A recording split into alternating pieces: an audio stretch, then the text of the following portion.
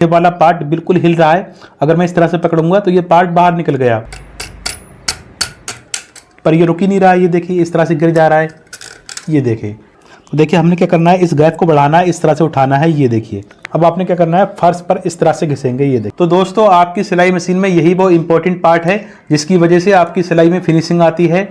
अगर इस पार्ट में कोई भी प्रॉब्लम होती है तो आपकी सिलाई में फिनिशिंग नहीं आएगी। अगर इन पार्ट में कोई भी फॉल्ट है तो आपकी सिलाई मशीन सही नहीं चलेगी। तो इन पार्ट में अगर कोई भी फॉल्ट होता है तो आपकी नीचे की सिलाई सही नहीं आएगी, यानी कि नीचे से लच्छा आएगा, नीचे से धागा इकट्ठा होगा। कभी कभी तो ऐसा भी होता है कि आपकी सिलाई लगती ही नहीं है। तो यहाँ पर 3 ऐसे बिग फॉल्ट हो जाते हैं। अगर उनमें से एक भी फॉल्ट आपकी मशीन में है तो आपकी मशीन सही नहीं चलेगी। तो फॉल्ट नंबर 1 कुछ इस तरह से है, जब हम यहाँ से अपनी मशीन का धागा टाइट करते जाते हैं फिर भी हमारा धागा टाइट नहीं होता है, लूज रहता है। यानी कि हम यहाँ से फुल टाइट कर देते हैं फिर भी हमारा धागा लूज रहता है। इसके बारे में आगे बात करेंगे। देखिए दूसरा फॉल्ट ये होता है, जैसा कि आप देख सकते हैं जो ये वाला पार्ट है इसमें कितनी ज़्यादा पिले है और ये कितना हिल रहा है। ये देखें, तो कभी कभी ऐसा होता है ये बहुत ज़्यादा हिलता है और ज़्यादा हिलने की वजह से आपकी सिलाई सही नहीं आती है।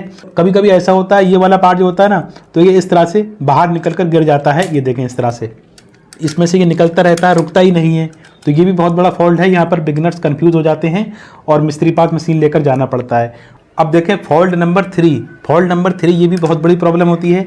जब हम ये वाला स्क्रू टाइट करते हैं इस तरह से तो ये टाइट होता नहीं है, इस तरह से बाहर को गिरने लगता है। ये देखिए हम इसको इस तरह से टाइट कर दे रहे हैं, ये देखिए घुमा रहे हैं इसको, पर ये रुक ही नहीं रहा है। ये देखिए इस तरह से गिर जा रहा है। तो इन 3 फॉल्ट में से आपकी मशीन में कोई भी फॉल्ट हो सकता है। अगर आपकी मशीन में ये प्रॉब्लम नहीं है फिर भी आप इस वीडियो को देखें, हो सकता है आज आपकी मशीन में ये प्रॉब्लम नहीं है तो आने वाले कल में आपकी मशीन में ये प्रॉब्लम हो सकती है। देखिए सबसे पहले हमने इसी फॉल्ट को सही करना है। तो देखिए ये सिंपल है, बहुत ही आसान है, बस थोड़ी सी ट्रिक लगाना है। इसको हमने कैसे सही करना है, देखिए इसके लिए हमने क्या करना होगा, हमने इस वाले स्क्रू को बाहर निकाल देना है, स्प्रिंग को भी बाहर निकाल देना है। ये देखें, अब देखिए हमने क्या करना है, पेचकस लेना है।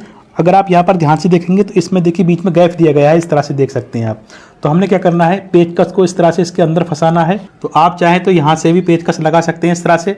और पेचकस लगाने के बाद आपने क्या करना है, इसको इस तरह से ऊपर उठाना है। आप चाहें तो नीचे इस तरह से प्रेस कर सकते हैं।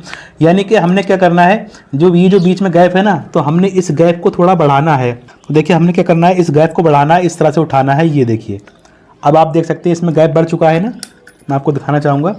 ये देखें, तो अभी इसमें बिल्कुल भी गैप नहीं था, अब हमने इसका गैप बढ़ा दिया है। अब मैं आपको दिखाना चाहूँगा।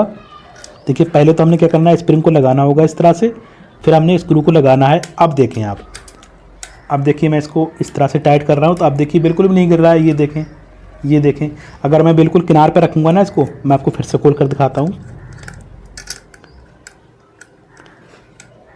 ये देखिए मैंने 2 चूड़ी कसी है और ये रुका हुआ है। उसके बाद हमने इसको टाइट कर देना है। अब देख सकते हैं बिल्कुल भी नहीं गिर रहा है। दूसरी बिग प्रॉब्लम है जिसको हमने सही करना है, यहाँ से धागा लूज होता है, टाइट नहीं हो पाता है। हम इस तरह से इस वाले स्क्रू को टाइट करते जाते हैं, टाइट करते जाते हैं, फिर भी यहाँ से धागा लूज रहता है। तो इसके लिए सबसे पहले हमने क्या करना होगा, हमने ये वाला स्क्रू खोल देना है इस तरह से। ये देखिए, उसके बाद हमने ये वाला स्प्रिंग निकाल देना है और हमने दोनों प्लेटों को भी निकाल देना है इस तरह से। ये देखिए, तो पहले आप प्लेटों को ध्यान से देखें, इसमें एक साइड में गड्ढा दिया गया है इस तरह से देख सकते हैं, और दूसरी साइड से ये उठी हुई है। तो जो साइड उठी हुई है ना, इसको हमने नीचे रखना है इस तरह से।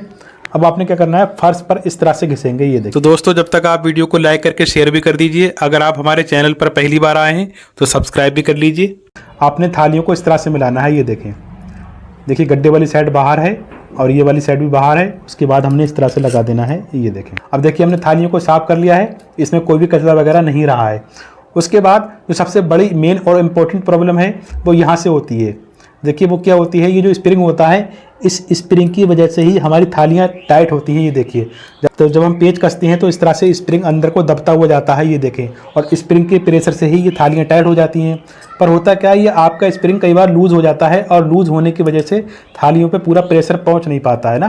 तो आपने क्या करना है, आप चाहे तो न्यू स्प्रिंग लगा सकते हैं। अगर आपके पास न्यू स्प्रिंग नहीं है तो आपने क्या करना है, इसी स्प्रिंग को सही कर लेना है। देखिए हमने इस स्प्रिंग को सही कैसे करना है, हमने स्प्रिंग को इस तरह से खींचना है। ये देखें, इस तरह से खींचेंगे ना, इससे क्या होगा, इसकी थोड़ी हाइट बढ़ जाएगी, इसकी लंबाई थोड़ी बढ़ जाएगी और इसका प्रेशर भी थोड़ा बढ़ जाता है इस तरह से। ये देखें, इस तरह से खींचने के बाद अब हमने स्प्रिंग को इस तरह से लगा देना है। तो स्प्रिंग को इस तरह से लगाने के बाद हमने दोबारा से स्क्रू को टाइट कर देना है। ये देखिए, यहाँ पर एक काम और करना है, 2 बूंद ऑयल डाल देना है इस तरह से, थालियों को इस तरह से हटाएंगे ना, इस तरह से, ये देखिए। अब हमने यहाँ पर ये देखना है कि हमारा धागा कितना लूज है, कितना टाइट है। अब यहाँ से आप जब ये वाला स्क्रू घुमाएंगे तो यहाँ से इस तरह से धागा टाइट होगा, और अगर इस तरह से घुमाएंगे तो धागा लूज होगा। तो आपने बस यही देखना है कि धागा ज़्यादा लूज भी नहीं होना चाहिए और ज़्यादा टाइट भी नहीं होना चाहिए। अब देखिए मैं थोड़ा और कस देता हूँ, ये देखिए अब इसका धागा बिल्कुल सही हो चुका है, ठीक है। उसके बाद जो सबसे बड़ी बिग प्रॉब्लम जो आपके साथ भी हो सकती है या आपकी मशीन में ये प्रॉब्लम हो चुकी है, तो वो प्रॉब्लम क्या होती है और उसको सॉल्व कैसे करना है। जैसा कि आप देख सकते हैं यहाँ पर इसमें कितनी ज़्यादा प्ले है और ये कितना ज़्यादा लूज़ है।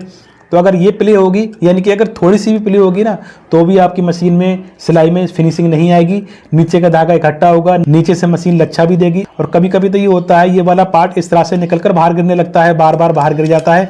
आप इस तरह से बार बार लगाते हैं और इसको रोकने की कोशिश करते हैं, पर फिर भी ये रुक नहीं पाता है और ये बार बार बाहर निकल जाता है। तो अगर आप यहाँ पर ध्यान से देखेंगे तो देखिए यहाँ पर 2 स्क्रू दिए गए हैं, ये देखें। तो ये पार्ट जब भी हिलता है जब आपके ये वाले स्क्रू लूज हो जाते हैं, ठीक है। तो सबसे पहले हमने क्या करना होगा, इन स्क्रू को टाइट कर देना है। ये देखिए इस तरह से हमने पेचकस घुमाना है और यहाँ से स्क्रू टाइट कर देना है। तो हमने इसको टाइट कर देना है बिल्कुल। उसके बाद हमने ये वाला स्क्रू भी टाइट कर देना है। तो आप देख सकते हैं ये पार्ट बिल्कुल भी नहीं हिल रहा है। अगर मैं इस तरह से खींचूंगा तो ये बिल्कुल भी नहीं हिल रहा है, ये देखिए। यानी कि ये वाली पूरी प्लेट तो हिल रही है, पर यहाँ से इस पर कोई भी प्ले नहीं है और ये बिल्कुल भी बाहर को नहीं आ रहा है। तो आप घर बैठे इसी तरह से बहुत ही आसानी से सही कर सकते हैं।